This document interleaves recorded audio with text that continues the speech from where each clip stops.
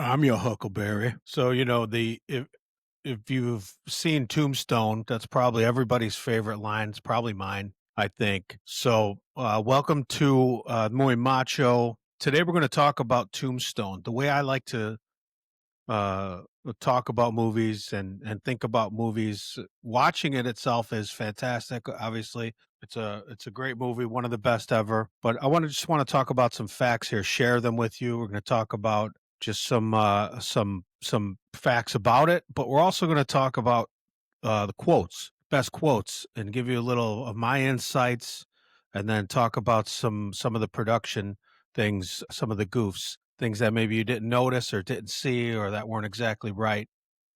So we'll do that afterward. But let's just talk about some of what it was. You could see here the movie poster here. Justice is Coming, starring Kurt Russell and Val Kilmer. Tombstone from 1993. It's got a 130-minute runtime, released on Christmas Day, 1993. So what it says here is a successful lawman's plans to retire anonymously in Tombstone, Arizona, are disrupted by the kind of outlaws he was famous for eliminating. So as you know, in the movie, he is retired, and he gets pulled back in, as they say. The director ended up being George Cosmatos, although he was not the director in the beginning. Kevin Jar or Jari was the writer. It's an awesome screenplay. So let's take a look here at Cosmatos. It also says he directed First Blood Part 2 and Cobra. Both had Sly Stallone, and then Leviathan, which is another good one from way back when. Kevin Jar or Jari, probably should have looked that up. It's okay. Wrote Glory, which I know Denzel won the Oscar for in '89 for supporting actor, but that was also a great movie. Highly recommend that. And it looks like he wrote Rambo, First Blood Part 2 with Sly, and then The Mummy in '99. So we see some of the others here, filmmakers here. We're going to move on here and look at the cast. You can see here Hollywood Pictures, which is Disney company back then. And this is what I like to do sometimes when I'm watching movies. I'm tracking and trying to figure out where's that guy from? What's that guy from? What was that dude in? What was that lady from? So we see Kurt Russell here as top billing. Now, it's one of my favorite actors, and they don't show it here. Big Trouble in Little China is probably my favorite Kurt Russell movie. But he was also in Escape from New York, The Hateful Eight, The Thing. Actually, that was an awesome movie, too. So Kurt Russell, one of the best. Val Kilmer, you'll know him from The Doors, which he probably should have got an Oscar for. The Saint, which is so, Kiss Kiss Bang Bang. He's been in a bunch of movies. Rest in peace, Val. But everybody who worked with him, he was a big a-hole and nobody really liked him. But there's no doubt how important his contributions were to this film and others. Even going back to Real Genius back in the '80s, which is a comedy. You should probably look that up too. Sam Elliott, who I guess after Roadhouse, the ladies finally noticed Sam Elliott, and he became kind of a household name. But he's been around forever. I think he was a soap opera actor back in the '70s. Shit, maybe the '60s. So many movies. Bill Paxton, also R.I.P. from Frailty, which is a creepy ass movie. Aliens, classic. Twister, Bill Paxton, he was also one of the best and died way too early. Powers Booth, other Hollywood, I don't know if he's a legend, but he's a pretty darn good actor. Michael Biehn, from Terminator and Aliens, The Rock, of course, and even Chuck Heston. They got old Chuck Heston here out who was an absolute legend in the real sense of the word. Ben-Hur, The Ten Commandments. Soylent Green. Soylent Green's made of people. That movie is terrible, but I do recommend you see that as well. It's called Soylent Green from the early '70s here. And then Jason Priestley. You got to remember, back in '93, Beverly Hills 90210 was everything. So that must have been how he got that locked down. And then the rest of the cast here, Tennessee Behan, I didn't really know that guy. Stephen Lang, who you'll know. You recognize his face. You have Avatar here. A lot of other movies, usually Creep. Thomas Hayden Church from Spider-Man, and an old sitcom, Wings. That's a good one, too. And he was in Sideways. He played the a-hole best friend in Sideways. And Dana Delaney, 30-something, China Beach. I think she was in 30-something. Anyway, and there's the rest of the list rounding out. Oh, I got to mention Michael Rooker, who's awesome. Guardians of the Galaxy, Henry, Portrait of a Serial Killer. If you like horror movies at all, you've got to find that. And I know people say that, oh, you got to see this, you got to see that. You watch Henry, Portrait of a Serial Killer, it may affect you for life. Super, super creepy. Billy Bob Thornton, which many of you may not even have known was in it, because now he's like the skinny dude. I think the last commercial I saw him in, he looked like a skateboarder. He had like a blonde. I don't know what was going on. But back then he was a big, kind of a bald, kind of fat guy. But yeah, he had a part in here, and and the rest. Billy Zane's cool, and John Corbett, who did some stuff, and then the rounding out of the cast there. So we're gonna probably move on from the cast at this point. So what I would like to talk about is when I was gonna watch the trailer. I'm not gonna do that. I'm gonna skip that. You should see this movie. You can go on YouTube and watch the trailer. What I want to share are some things. I guess they could be considered trivia. I want to talk about quotes and maybe some movie goofs, some things for you to look out for the next time you watch it, because I'm going to watch it again. I mean, I've seen it probably, I don't know, 30, 40 times at least. So I'm going to go ahead and get into some quotes here, and I'm just going to kind of read them and maybe talk a little bit about them if there's something worth saying. So this interaction, we see Johnny Ringo and Doc Holliday, where Johnny Ringo, played by Michael Biehn, says, "My fight's not with you, Holliday," because he was going after Wyatt, and Doc Holliday, who adored his friend Wyatt Earp, says, "I beg to differ, sir. We started a game we never got to finish. Play for blood, remember?" And Johnny Ringo says, "Oh, I was just fooling about." And then a little pause, and Doc says, "I wasn't." What it means is, in this movie, this is the first time where we see Johnny Ringo not being hyper confident, because he was expecting Kurt Russell's character, Wyatt Earp, to show up for the duel. And Doc Holliday showed up, and he is trying to downplay that he's scared shitless because he's about to die. But anyway, right at the last minute, even the murderous demon Johnny Ringo still tries to get out of it.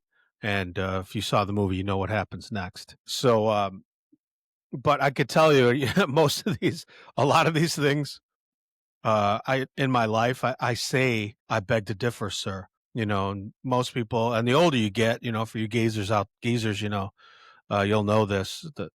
As time passes, your references are less and less understandable by the young kids. So, but that's it. That's life, right? So, let's move on here.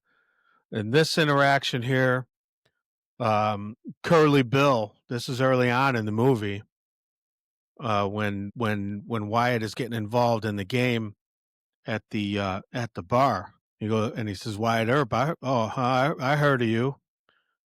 And Ike Clanton, who had also heard of him, he says, "Listen, can't law don't go around here, you savvy." And Wyatt Earp, he doesn't want to get involved. He is retired, so he tells him pretty clearly, "I'm retired." And Curly's, as you can see, it says, "Yeah, good." Then Ike Clanton chimes in again, chirping, I guess, as the kids would say. He says, "Yeah, I heard you the first time." He's trying to play this off and just play the game. And he says, "Winner, $500. So, Curly Bill had just won, and then Curly he's always joking. It's not always a joke, but Powers Booth, most of his lines are pretty funny, or meant to be. He says, "Shut up, Ike. I'm winning. I just won $500, man. Shut your mouth." Ringo just steps in here and says, "Oh, you must be Doc Holliday." And now this is also something I say all the time. It's really weird. He goes, "That's the rumor." And this if you've seen the movie. He says, "You retired too?" It's not me. I'm in my prime. And Johnny Ringo says, "Yeah, you look it." So because he's got Doc Holliday has tuberculosis, for which there was no cure back then. So Doc Holliday says, "Yo, you must be Johnny Ringo. Look, darling, Johnny Ringo." He's talking to his girlfriend. "The deadliest pistolier since Wild Bill," they say. "What do you think, darling? Should I hate him?" And Kate, played by Joanna Pacula, says, "You don't even know him." Doc says, "Yes, but there's just something about him. Something around the eyes. I don't know. Reminds me of me." "No, I'm sure of it. I hate him." So Wyatt Earp says to Ringo, he's referring to Doc, and he says, "Hey, he's drunk." And this is where Doc comes in with the Latin. He says, in vino veritas, which, as it says here in the parentheses, in wine, it's truth. So what he was saying is that he does hate him. It is the truth because he's exactly like him. And then this is the part that I like, and this is part of the reason I'm doing this. Johnny Ringo says, "J quod aegis," I think he says. So now they are having their repartee in Latin. Credatu J appella non ego, and he tells him this. I don't believe drinking's what I do best, because he had just told him do what you do best. So what he's saying is, when he says this, he pats his gun, or Johnny Ringo does. Aventis stultorum magisters. His events are the teachers of fools, meaning let's get it on, because Doc just said I shoot way more than I drink, or way better than I drink. And then Doc says in pace requiescat, rest in peace. It's your funeral. Now, I don't say it in Latin, but I say that to this day too. And then the marshal comes in, Fred, who, if you saw the movie, he's doomed. He says, "Come on, boys, we don't want any trouble in here, not in any language," which is pretty funny. Doc says, "Evidently, Mr. Ringo's an educated man. Now I really hate him." Because if Doc Holliday was a dentist, and dentists back then, maybe especially back then, you had to be very, had to have a lot of education. But I heard from, speaking of trivia, maybe they did that to match up the characters, that Johnny Ringo was not an educated man, because it probably would have seemed like Doc was maybe not punching down, but at least rhetorically. So next here we're fast forwarding. This jumps around a little bit. This is at the end of the movie, where everything's done. The good guys win. The bad guys are dead or on the run, and Doc is dying, laying in bed, and he says to Wyatt, "What did you ever want?" Wyatt says, "I just wanted to live a normal life." Doc Holliday now knows at the end there is no normal life. Wyatt, it's just life. You just get on with it. Kind of, YOLO is what he's saying. And Wyatt, being honest with his friends, I don't know how. He says, "Sure you do. Say goodbye to me. Stop coming back," because he kept going back to play cards with Doc. Go grab that spirited actress and make her your own. The lady from the show throughout the movie. Take that beauty from it. Don't look back. Live every second. Live right to the end, Wyatt. Live, Wyatt. Live for me. If you were ever my friend, if you ever had the slightest feeling for me, leave now. Leave now, please. He's begging him. Get out of here. Let me die in peace. And you go and continue, even after all these life and death events they've been through together. And Wyatt says, "Thanks for always being there, Doc." So, right at the end of the movie. So this jumps back a little bit timeline wise. These are not in any particular order, nor do they have to be, because it's all good. So we're going back to after the shootout at the river, where Wyatt goes medieval on all their asses, kills Powers Boots' character right in the river, and walks right across and kills a bunch, and then kind of that's when the tide turns. But now everything's cooled off, and Doc is in bed, and they're at Charlton Heston's house. So Wyatt Earp asks him. He asks Doc. He says, "What makes a man like Ringo, Doc? What makes him do the things he does?" And Doc Holliday, he says, "A man like Ringo's got a great big hole right in the middle of him. He can never kill enough, deal enough, inflict enough pain to ever fill it." Wyatt says, "Well, what does he need?" Doc says, "Revenge." Wyatt says, "For what?" And Doc, because what he's saying is, Johnny Ringo and I are one and the same, because Doc wants revenge too. He always has. And he knows the answer. Revenge. For what? He says, being born. And that's what it is. So it's a very kind of poignant scene there in that way. So it's cool. And then, so moving on here, it was in one of the great lines, and everybody had good lines in this, basically. Wyatt Earp says here, "You going to do something, or you're just going to stand there and bleed?" This was after he gave somebody to smackdown. So that's a good one. What do we see here next? Doc Holliday. So he's saying this to Johnny Ringo after he shoots him in the duel. Johnny Ringo is alive. He doesn't shoot him dead. He's dying. He shoots him in the head, catches him in the brain there. So he's struggling, and he's trying to talk, and he's trying to shoot, and Doc is insulting him to the very end. He said, Daisy, Daisy at all." And then finally, when Ringo kicks off, he pats him on the chest, and he takes his own badge, because he had been deputized, puts it on Ringo, his poor soul. You were just too high strung. So it was really nothing to Doc. It turns out Johnny Ringo was nothing. He was able to beat him handily, even though he was dying of tuberculosis at the time.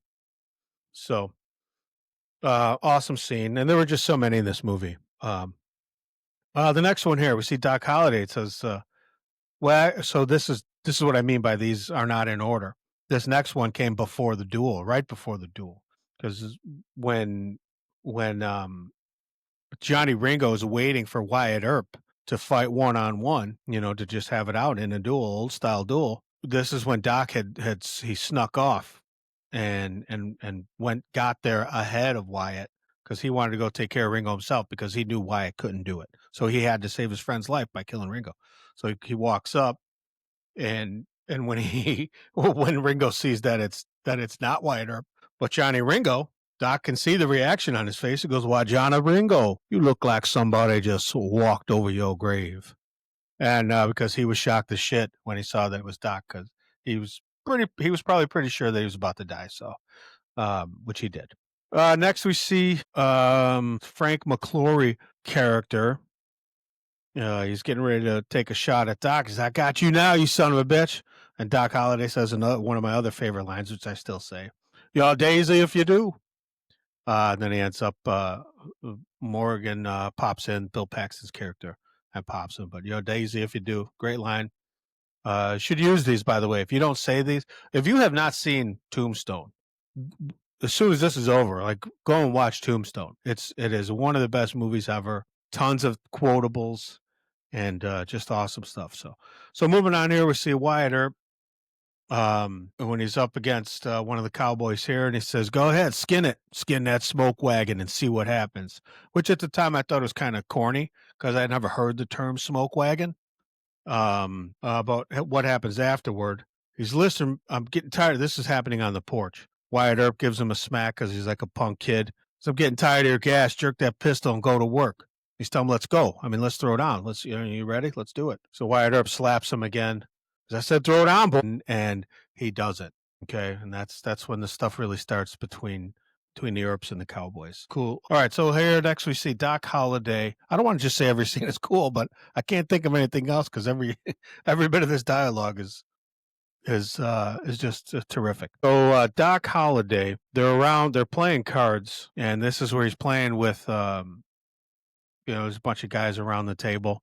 He's taunting a card player. It says here, "Who believes Holliday's cheating?" He says, "Why, Ed, does this mean we're not friends anymore?" "Ed, if I thought you weren't my friend, I just don't think I could bear it." And what they don't put in here is he was tapping on the butt of his smoke wagon when he was saying this, because even though he was blasted out of his gourd for the entire first hour and a half of this movie, he was still Doc Holliday. Okay, and he was fastest gun in the West, if you will. Next, we see Billy Clanton, who is another one of the family there. He's, "Why? Oh, it's a drunk piano player. You're so drunk you can't hit nothing. In fact, you're probably seeing double." And he pulls his knife out, and Doc, in another great line, takes out both his second guns. "I have two guns, one for each of you." All right, so just another home run that Val knocked out of the park. It was almost everything he said. He stole every scene. So Billy Clanton here, it says, "Is that old dog Trey? Sounds like old dog Trey." Doc says, "Pardon?" Billy Clanton says, "Stephen Foster." This is when Doc is playing the piano. "Susanna, Camptown Races, Stephen Stinkin' Foster." And Doc, at this point, he is absolutely blasted. He's almost unconscious while he's playing the piano. He's, "Ah, yes. Well, this happens to be a nocturne." "A which?" And, Hillbilly Talk says, "Frederick fucking Chopin." And he's just showing again his superiority over the Hicks in Tombstone. I really, and that's the thing about the character. He is an educated man. He is a cultured man, and he's the deadliest gun anywhere. But he's dying of tuberculosis. So that mortality and that humanity is what's at play here. Now we see, let's see, the next scene here. Wyatt Earp here. This is after the train. So this is after Sam Elliott's character gets shot after Bill Paxton is shot dead, and they're going to go. This is where they're going to ambush Sam Elliott's character Virgil while he's on the train leaving town. What they don't know is that Wyatt and he's got Michael Rooker and Creek Turkey Jet, whatever the other guys that he was able to recruit. But this is after it all goes down.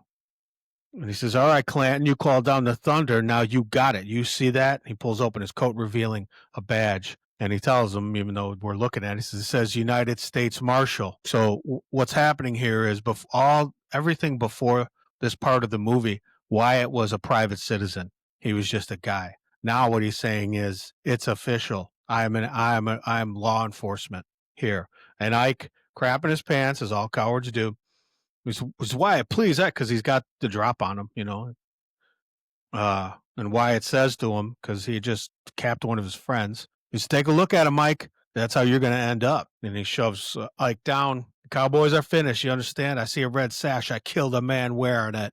And what he's doing is he doesn't kill Ike because he wants him to take the message back to the gang to let him know that's it. It's all bets are off now, and I'm coming for you, which he says, and he's about to say. He says, "So run, you cur, run. You tell the other curs the law's coming. You tell them I'm coming, and hell's coming with me. You hear? Hell's coming with me." And he looks, and in the scene, in the close up, he looks almost out of his mind with rage, and you know, what's the word they use? It's like a almost like a catharsis. He is absolutely roaring, like a lion. He says, "I'm going to get all you effing guys. That's it. No more. No more. He's not holding back anymore. Everything's gone again, and he's going to kill all these bastards." So that's that part. So, moving on here. This goes to, that was the name I was trying to think of. Turkey Creek Jack Johnson. And this is before Wyatt goes medieval on all the bad guys in the river. They're getting ready. They're all loading up. They're looking around. They're trying to get their positions. And Turkey Creek Jack says, "Doc, you ought to be in bed. What the hell are you doing this for anyway?" The Doc says, "Wyatt Earp is my friend." And Turkey Creek Jack says, "Well, hell, I got a lot of friends." And Doc says very simply, "I don't." And that's another very important thing. It's not just that that he has character. He very truly has no friends. And if Wyatt is killed, he will have no friends. Because he probably is his only friend. So that's why it's also a very powerful, important thing for Doc Holliday here. And there's a couple times in different scenes he says, my hypocrisy knows no bounds," and he says, "My hypocrisy goes only so far." So because that's what happens sometimes. Doc Holliday here now, I believe this is when he introduces Wyatt Earp introduces Doc to the sheriff Behan, who is a d bag. He looks like one, he acts like one, he dresses like one. And Doc Holliday, in a very insulting tone for the time, and can you imagine that today, saying to somebody? I mean, even pre-COVID, "Forgive me if I don't shake hands." It's just like saying, "Dude, you are nothing. I'm not shaking your hand. You are not worthy of my handshake." So it was a muy macho move for sure. And I think it was in that same scene. This is right before Wyatt, Kurt Russell's character, takes over the Pharaoh game at the bar. Uh, he comes out. This is after Wyatt had slapped Billy Bob Thornton around, and he comes out with a shotgun. Johnny, they have this little uh, exchange. He says, "Oh, Johnny, I apologize. I forgot you were there. You may go now," Doc says. Very dismissive of this guy who was just gonna kill Wyatt. So again, he's establishing his dominance, maybe not with his friends, but he's also saying to the Billy Bob Thornton character, same thing. "You are nothing." Basically, he looked down on everybody except for probably the Earps. So just another good one. Next we have Ike Clanton here. this is going back to the card game, and Ike says, what is it now? 12 hands in a row? Holiday, you son of a bitch. Nobody's that lucky. And Doc is, this is back when he was super drunk, blasted. He says, why? Whatever do you mean? Maybe poker's just not your game, Ike. I know. Let's have a spelling contest. So again, he's just flat out insulting him. Because even though Doc is drunk as a lord, he's able to win 12 hands of poker in a row, and he's better than Ike Clanton in every way imaginable. So, which I can relate to. No, just kidding. But so next scene, this cuts to the end where everything has happened, and Wyatt goes into the sanitarium, I believe they used to call it back then. And it's like a hospital, you know. He said, "How are you?" And Doc Holliday very, very graciously says, "I'm dying. How are you?" You know, so which they ended up repeating, I think, in Forrest Gump. It's the same thing his mom says. Moving on here, we see it's, Sherman McMasters comes up, which was that was the Michael Rooker character. This is after the big shootout, and he says, "Where is he?" And Doc Holliday says, "Down by the creek, walking on water." Now, for all of you heathens out there, or you youngsters who aren't in any religion at all, that's a Jesus thing. In case you didn't know that, one of the miracles, I reckon. So, yeah, but that's what he meant. So that's what he's saying. Wyatt is so great and so powerful. He's just like the son of God. But another great line dropped by Doc. Next scene. This is a one-liners, couple one-liners here. And this is in one of the scenes where Doc is all blasted, and everybody's kind of had enough of him, and his nonsense. I've not yet begun to defile myself. He could barely talk, he could barely see, but he's just saying he was. What he's saying is, I'm a hard charger. I'm good to go. This is nothing. So looking at the next one here, you'll see it says Doc Holliday here. I'm your Huckleberry, and that is probably the most quoted line. So, and now for me personally, when somebody says, "Who wants to get lunch?" I'm your Huckleberry. Who wants to go get some ice cream? I'm your Huckleberry. Whatever it is. So great line. I highly recommend using that starting today. Um, Next one here. This is where Doc says, "It appears my hypocrisy knows no bounds," saying that this is when he ended up doing the right thing, when he had always branded himself, as a shifty kind of one man wolf pack thing. And then Wyatt says, "Doc, you're not a hypocrite. You just like to sound like one." So it's all talk. You really are a good friend, at least. May not be a good man, but he was a good friend to his buddy. So go forward again to the end where they're playing cards. Wyatt says, "How many cards you want?" And Doc says, "I don't want to play anymore." So juxtaposed to him saying, "I've not begun to defile myself," after him being the best at everything, he tells Wyatt Earp, who at the time was losing, even Doc, even dying in bed, was beating Wyatt Earp at poker, even though Wyatt was dealing all the cards and drawing for him. So, but Wyatt persists here, and he says, "How many?" He says, "Damn it, you're the most fallible, stubborn, self-deluded, bullheaded man I've ever known in my entire life." As Wyatt continues, and he says, "I call." He looks at Doc's cards and goes, "You win." Just proving again he's just lucky at cards. And Doc says to Wyatt, "You're the only human being in my entire life that ever gave me hope." So that's another thing. Those are his last words. I mean, you could probably bet that that's the truth if that's what he's saying right before he's about to make a transition, if you will. This one here, that's a repeat. We're not going to do that one. And in another shootout, Turkey Creek, Jack Johnson says, "Nobody move." Doc says, "Nonsense. By all means, move," because he wants to blast the shit out of all of them. So another great one. This next one here is after. These are the Cowboys talking, the bad guys, and Curly Bill, who's played by Powers Booth. He goes, "Hey Johnny," he says, "what does that Mexican mean by a sick horse is going to get us?" And Johnny says, he says something like, "Your Spanish is worse than your English." He says he was quoting the Bible, Revelations, which is the last book in the Bible, end of days kind of thing. "Behold, a pale horse. The man who sat on him was death, and hell followed with him." So you see how it's coming together like that. this is in the Bible. It's the end of the world. The Earps and Doc Holliday are the end of the Cowboys, and Doc Holliday is death. Okay, and hell followed with him. So that's what that part meant there. That's when the Mexican guy, who I say Mexican guy, it was not a Mexican guy. I'm not going to look up the guy's name, but definitely was not a Mexican dude. I think he's Italian. The actor's Italian, but that, in the '90s they were still doing that.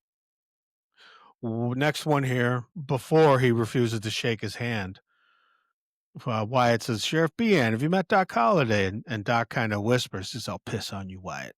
He's like, oh, come on, man. Why are you doing this to me? Why are you introducing me to the law here? Because I'm an outlaw. You're introducing him to his mortal enemy, essentially. Next one here. This is after Wyatt smacks around Billy Bob Thornton, and Billy Bob chases him, goes after him with a shotgun, and he's getting ready to gun him down. And Doc Holliday spots him and says, "Why, Johnny Tyler, you madcap?" And catches him off guard, because he was about to blow away Wyatt, and he goes, Doc? And so he sees, his this guy that he knows, where you going with that shotgun? So he was able to save his friend's life there and help the transition of the Pharaoh game go from the Billy Bob Thornton character to Wyatt, who then finds out that this is how they make their living in Tombstone. Let's see here. We've got Wyatt Earp has just found out the devil in the play was a woman, which is the Dana Delaney character. And Wyatt is astounded. It's love at first sight. He says, well, I'll be damned. And Doc, never without a line, says, you may indeed, if you get lucky. All right. So obviously sin, all that stuff. So, but yeah, another great line from Doc. So I know they did a lot of improv or punch things up, if you will. So it's the way these movies are. They get written and rewritten, and then when they're shot, sometimes things change again. Sometimes the actors are asked to ad lib or allowed to ad lib. So a lot of times you don't know what was in the script and what wasn't. But there's just all these good ones. These could have all very well been Val Kilmer or Kurt Russell's ideas. Going again to where all right, we did The Hell's Coming With Me already. This part is funny because this is when they're back at the card table. Doc's all smashed, and he's the Joanna Pacula character, or Pacula rather, is sitting on Doc's lap.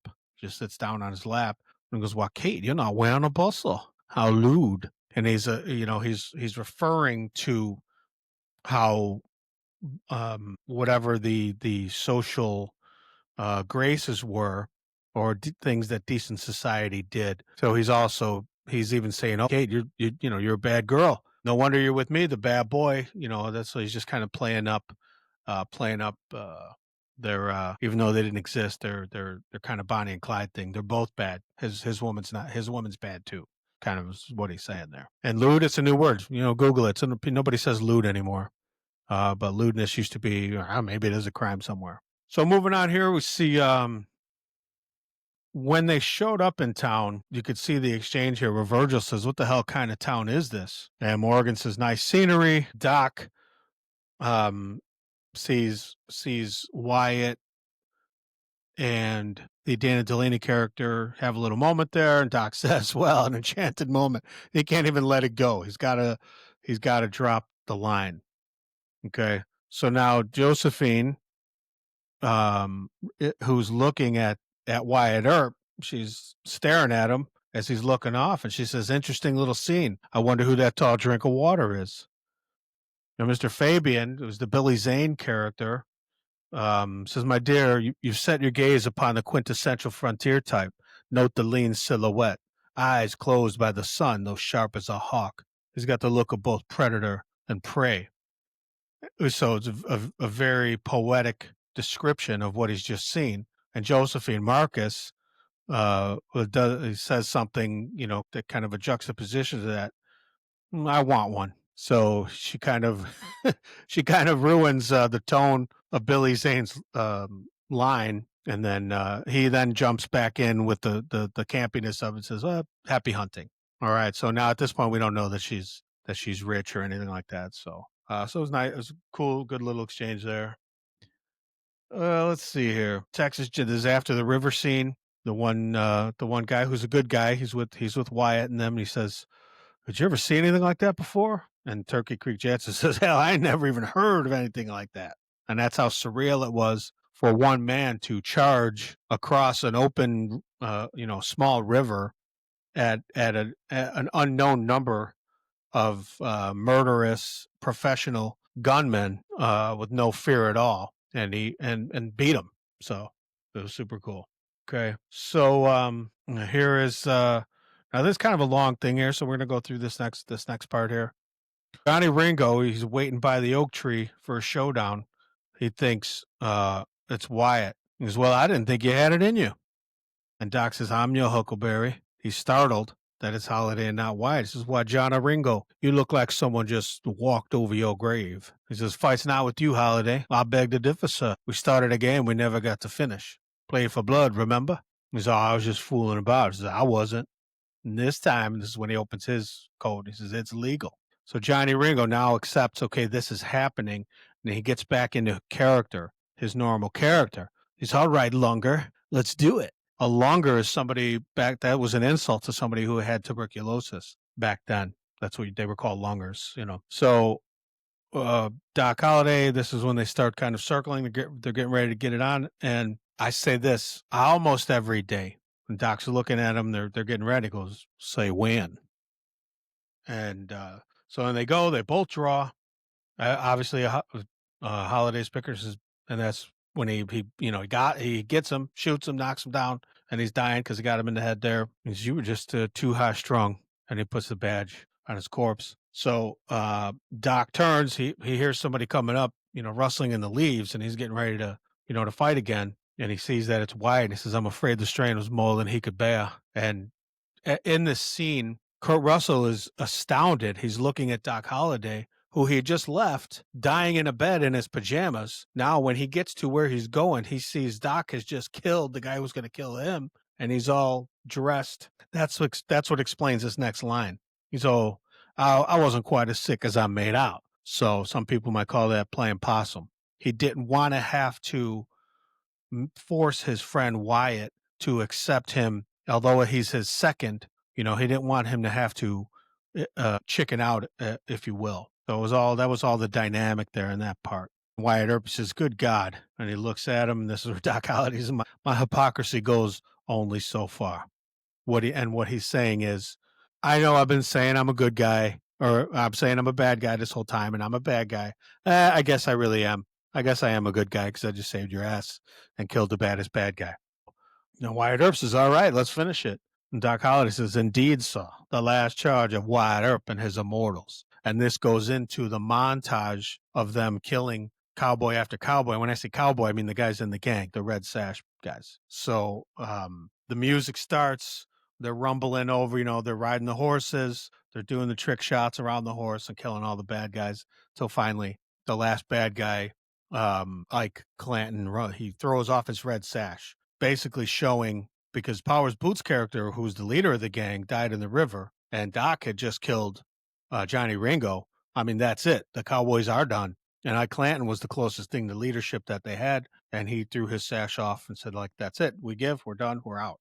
Okay. So toward the end here, and because again, these are not in order, it says the narrator says the Red Sash Cowboy Gang was broken forever. Ike Clanton was shot and killed 2 years later during an attempted robbery.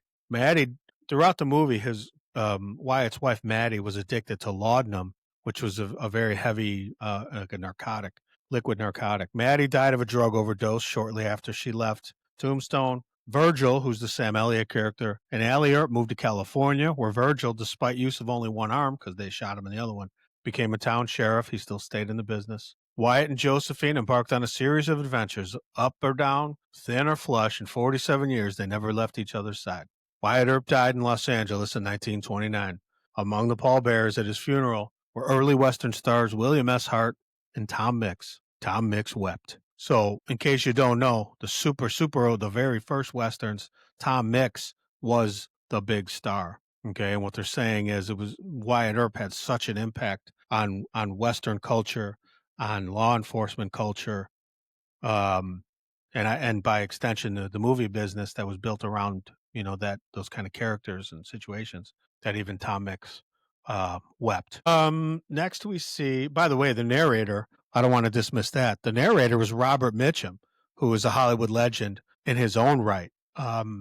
So if you see anything with Robert Mitchum in it come across as you're surfing or clicking around, watch it. All right, Robert Mitchum is a badass. So that's that. Next, we see Doc Holliday. This is when he notices that Wyatt is resisting the urge to be with the Dana Delaney character. The he doesn't know she's rich, but this beautiful rich actress who is in love with him, and he sees that Wyatt or Doc notices that Wyatt resists that urge because he's faithful to his wife, even though she's all messed up. That's his wife, and he's not just going to throw his wife away for some other woman. So Doc says to him, "I stand corrected, Wyatt. You are an oak," meaning that his resolve and his character are as solid and deeply rooted as an oak tree, as you know. So next we see the next line here. Ringo takes Holliday up on his offer to finish the game. All right, we just talked about that. But say when. Start saying that all the time. When you're going to do something. Let's see. Going back to when Behan, after the shootout, Behan says, "All right, give me your guns, boys. I got to lock you guys all up." And Wyatt, I guess the kids would call this a flex. He says, "I don't think I'll let you arrest us today, Behan." Behan's like a little worm, little fly, nothing. Like, get out of here. So um let's see here. This is going back to Florentino, who I guess who played maybe the character was Italian. I don't know, maybe I got it wrong. But when he's talking about the pale horse, he hears the Mexican priest talking, and he says he's talking loco, crazy, something about a sick horse coming to get us. And Ringo, who not because Ringo's showing that he speaks Spanish too. So he speaks Latin and Spanish and English. He says, "That's not what he said, you ignorant wretch. Your Spanish is worse than your English." So going back, referring back to that other line that we saw. Okay, see, let's go on to this Wyatt Earp. So this is before the shootout at the OK Corral, where it's happening right now. And as good as Doc is, Wyatt plans on going without him. And really, maybe he's probably just giving him a kind of a trap door here. He says, "It's not your problem, Doc. You don't have to mix up in this." And Doc, highly offended, says, "That is a hell of a thing for you to say to me." He's meaning like, bro, what are you talking about? We are, this ride or die kind of thing. How could you even think for 1 second that I'm not going to be with you? Okay, so it's just another way to show how close these men were, how much they cared about each other and depended on each other, especially at this time. Let's see here. Next, we see the line it says Morgan is fatally wounded in a gunfight. Well, it's not really a gunfight. He's Bill Paxton is playing as Morgan Earp is playing pool after one of the fights, and they're drinking a beer and they're shooting some pool in the bar that they run. There's a thunderstorm happening at the time. So what happens is, but they're coming. They want to get rid of they want to wipe out the Earps. So as Morgan is getting ready to take a shot, the thunder and the lightning strike at the same time that the shotgun blast rings out. Or, I mean, maybe it was a pistol. I don't know. And that's when they shoot Morgan, who does not make it.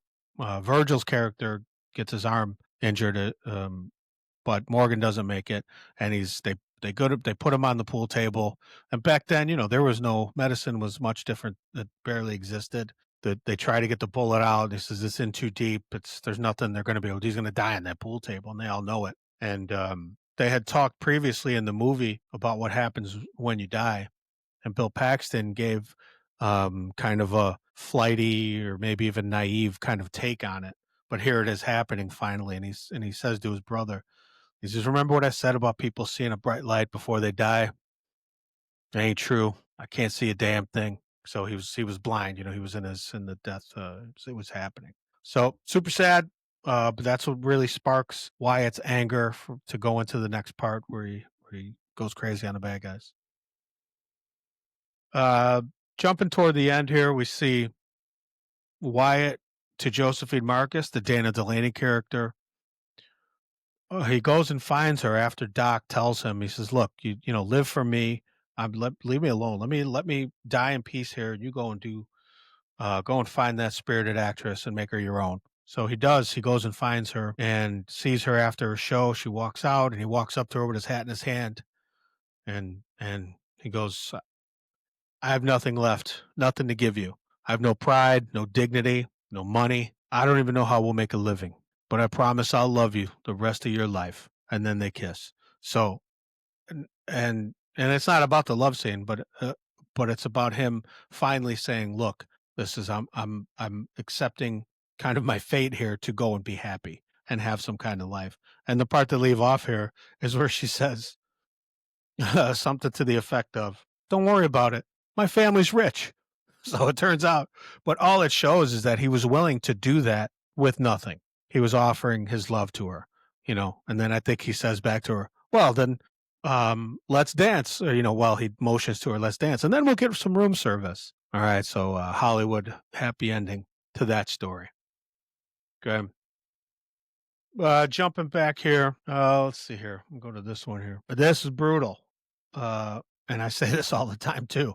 This is after Morgan is dead, Virgil is shot up. They've killed a bunch of the bad guys, and now it's the funeral for his brother Morgan, and they're walking through the funeral.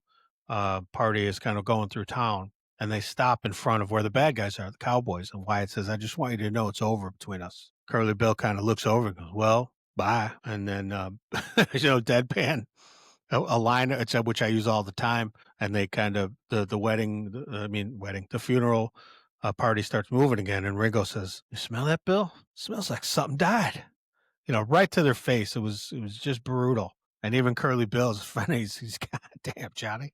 Like, he's the leader of the gang, and then his second is even worse than he is. So brutal scene. Kind of sad, funny, but whatever. It's like, well, bye. Like, get out of me. I don't care, man. Moving on here. Yeah. Let's see here. So they're watching this play, the Dana Delaney play, where Faust sells his soul to the devil. I'll pretend I know what that is. I don't know what that play. I think I've heard of it, but anyway, Curly Bill says to him, he says, "You know what I'd do? I'd take that. I'd take that deal on crawfish and drill that old devil in the ass. What about you, Juanito? What would you do?" Because Curly Bill is, he's either drunk or high at this point when it says that. And Johnny Ringo says, very seriously, he says, "I already did it. He already sold his soul to the devil, so to speak. His fate was already determined," is what he was saying. So very dark, but this is how you set up characters. You see them now, and it's not just the words; it's the look on his face. Curly Bill he's had a few drinks. He's having a good time at the show, although it's not quite a comedy. But he says something kind of campy-ish, even by saying Juanito, like he's messing around. And Johnny Ringo, serious as a heart attack the whole movie, is that, says, "I already did. I already sold the souls." Dark, man. So let's go to this guy. All right, we'll go through this one here. Kate, played by Joanna Pacula. She says, "How you feeling, Doc?" And she has a very European accent in it. Slavic, I believe. Doc says better because had fallen down sick, coughing up blood. Tuberculosis does that. It's a long disease. He says, "That's good. I knew it was nothing." So she is also in denial with Doc that everything's fine. They're going to keep partying. They're going to keep gambling. They're going to keep shooting up towns and, living high on the hog and YOLOing every day. Doc says, "We must talk, darling. It appears we must define the nature of our association." And of course, she doesn't want that because she likes the life she's leading. She says, I'm a good woman to you, Doc. Don't I always take care of you?